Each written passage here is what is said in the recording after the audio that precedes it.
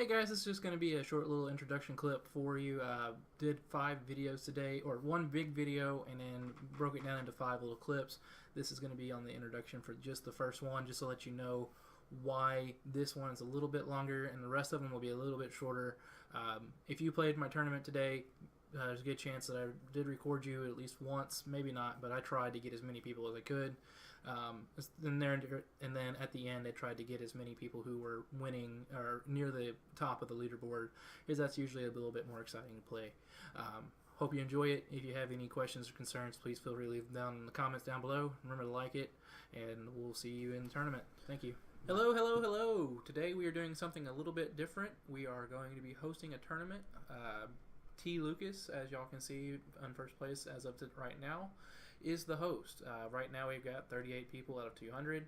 I may battle a little bit, probably not. I'm probably just going to watch battles and comment on those, and we'll go from there. Background's a little different, as y'all may see. I'm moved into my main office. Had a office room, but some things in my life have changed, so because of that, here I am. Personal bests and goal have changed as well, as y'all noticed. My goal is now Giant level 8. It was Hog level 8, but I finally achieved that, and with that, I was able to get my personal best up a little bit higher. I ran all the way up to 3405 before losing a couple battles, and I'm back down to around 3228 right now or something like that, but I'm consistently in the 3300 range now, whereas before I was consistently in the 3100 range. Big difference, just one card. So with that said, let's jump into a battle and start live commenting. T. Lucas is the gracious host. He's using a bowler deck with guards facing off against a bowler and a miner in the back. He's got his opponent's tower down to 803, but the opponent throws down a mini P.E.K.K.A. to handle his bowler, which is a great counter once it's locked on. And the mini P.E.K.K.A. is going to get to his tower and do 2 swings, decent amount of damage. Both are pumping up right now, trying to get that Elixir advantage, but neither one truly has it just yet. Nimbus has a little bit of an advantage, not a lot. I'm going to try to do this by looking at the screen instead of looking at my phone, so that I'm actually looking at the computer, or looking at the webcam. Nimbus is coming hard with a bowler, a giant poison combination, while Lucas is countering with a bowler and guards, as well as a ice spirit. While Nimbus has come out with yet another mini P.E.K.K.A. and the bowler, 2 bowlers now have handled that mini P.E.K.K.A. pretty quickly. Now Lucas's main point of damage is a minor poison. So let's see if he's able to take that tower down on the right side. And yes he was. But Nimbus has a giant on Lucas's tower, which was countered by a Inferno tower. Lucas now has a mini P.E.K.K.A. behind him, as well as a musketeer in front of him. The mini P.E.K.K.A. is going to come down and take out a little bit of that Elixir collector, taking out quite a bit of the advantage that he would have gotten from it. The giant went down pretty quickly due to the Inferno, and he's placed yet another Inferno, which is going to be knocked out pretty quickly due to the mini P.E.K.K.A. Bowler, mini P.E.K.K.A. and giant coming at Lucas's tower, and as well as an ice wizard in the back, trying to help slow down everything on Lucas's side. The Inferno tower does take out the giant, saving Lucas's tower for the most part, but Nimbus's poison, as well as everything else, has for the most part eliminated Lucas's tower. Lucas blows guards in the back to help slow down the mini P.E.K.K.A., but quite a bit of damage has come off of his tower due to that mini P.E.K.K.A. and poison. At this point, I'm going to go ahead and claim that Nimbus has won this match due to that poison. I just do not see Lucas being able to come back, and there goes the tower. So good game, Nimbus. Way to start it off. You're 1-0 as far as I know. Lucas, hey man, that was a good try. Unfortunately, he just had he had a little bit more momentum than you could take. All right, let's jump into the next one. Nick is playing. Let's see who he's playing. LaJoe from God of Elixir. LaJoe is coming at him hard with a giant push with a bowler and musketeer in the back, but it was quickly countered by a witch and musketeer.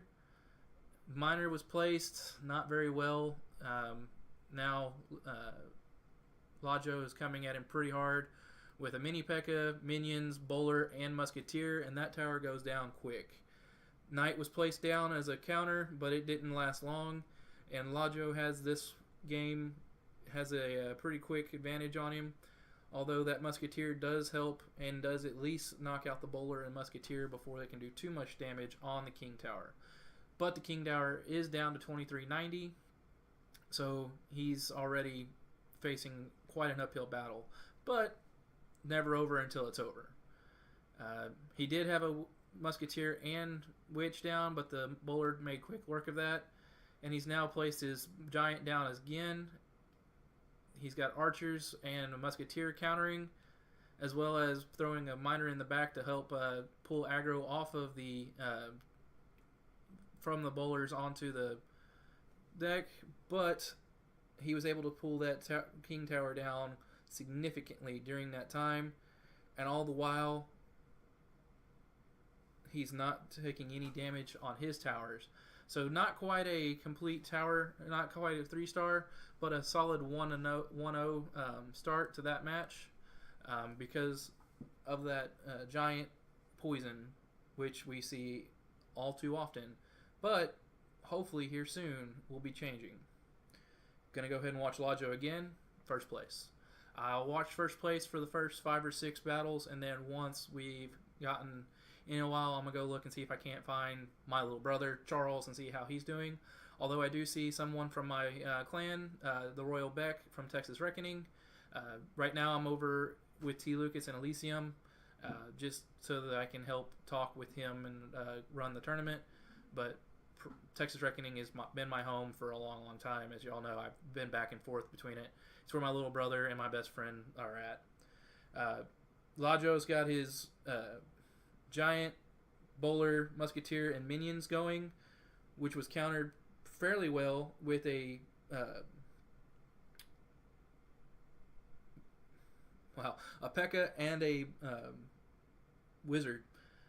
Bowler still made it through, but not very much health on it. He'll probably get 1, maybe 2 swings off. 1 swing off.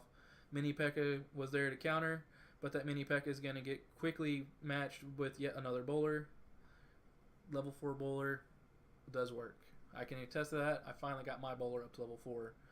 LaJoe was able to get the giant into the mix of things before the bowler goes through, and uses that bowler to completely take out a horde of barbarians. And now he's got the giant, minions, and bowler onto his tower and took it out fairly quickly. Will the giant survive all the way to the king tower? Yes, but only gets 1 shot off. The bowler's still alive, and I'm gonna say gonna get maybe 3-4 shots off before he goes down. Yep, there he goes. Starts another bowler in the back, and he's gonna start that push. Royal Beck is sitting at full elixir. I wonder if he's just thrown in the towel at this point.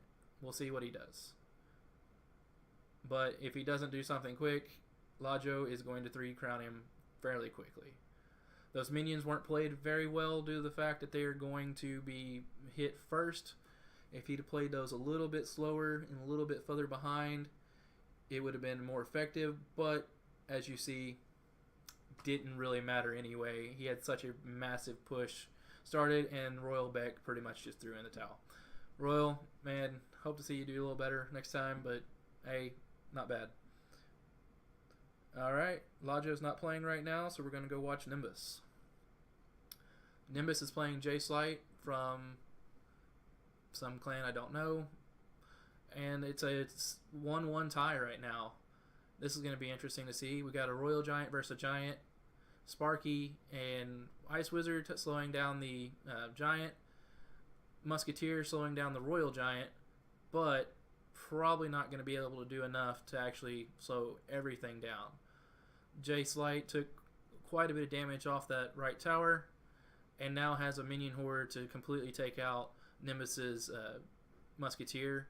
Good zap prevents the minion horde from getting too far, and Jacelight and Nimbus both have not one but two pumps down. Good poison on the behalf of Nimbus to be able to take out the Elixir pumps, as well as do damage onto the towers. Puts a giant down to help pull aggro from the Sparky so that his main cards can run through, but Jacelight had that minion horde sitting there ready for exactly that, and then throws down his Royal Giant to be able to help slowly take down the tower.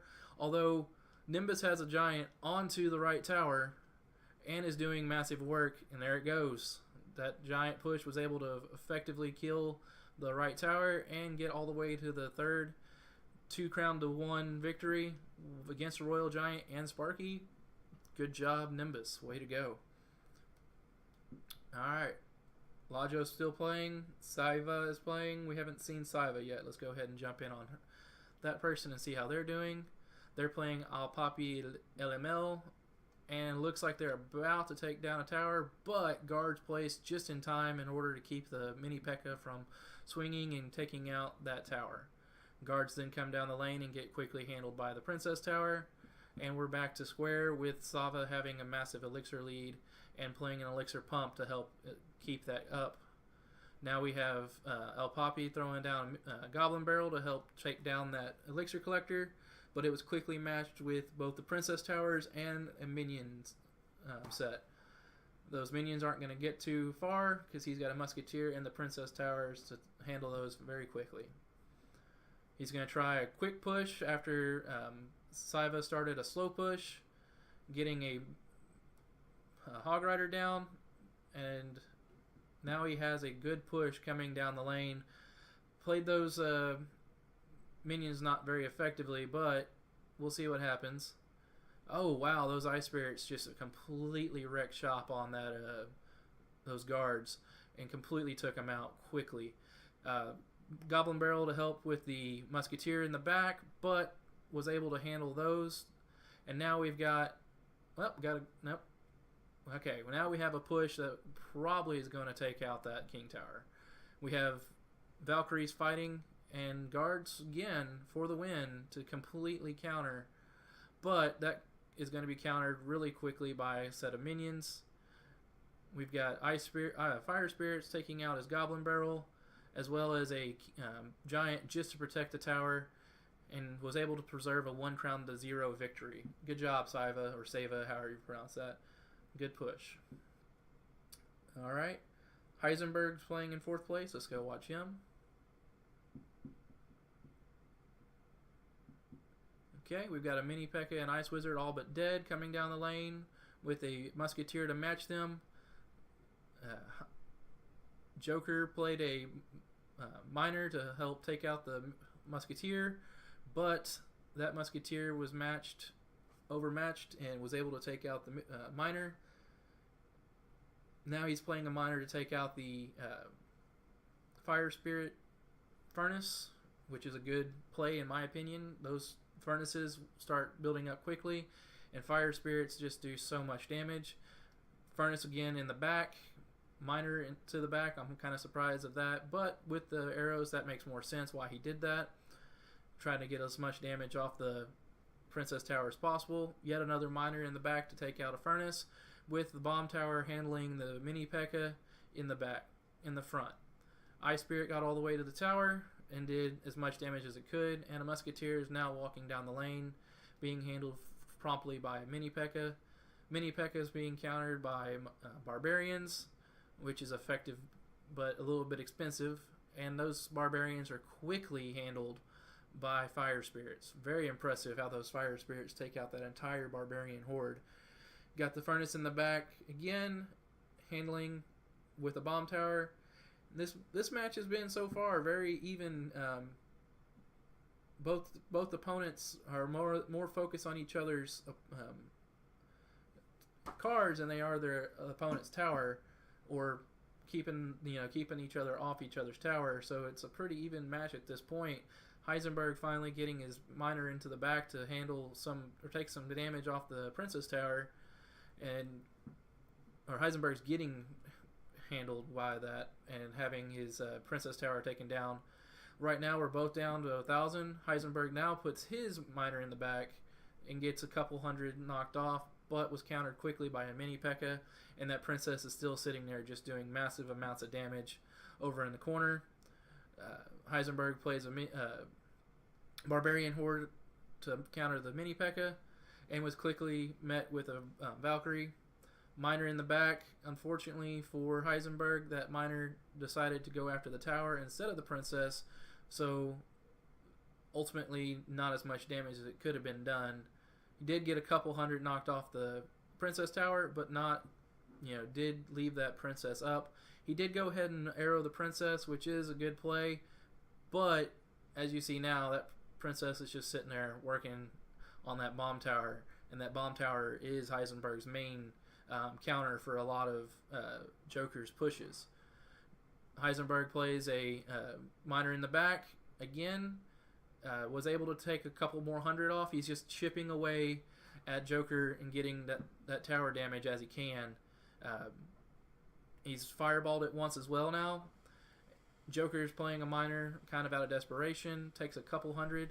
Oh, played that miner in the front this time instead of the back, which confused Joker and was able to get a couple extra hundred. He then arrows for the win. Slow chip damage winner on that game. Good job, Heisenberg. Way to win that. Way to get just enough chip damage to go ahead and finally take that tower out.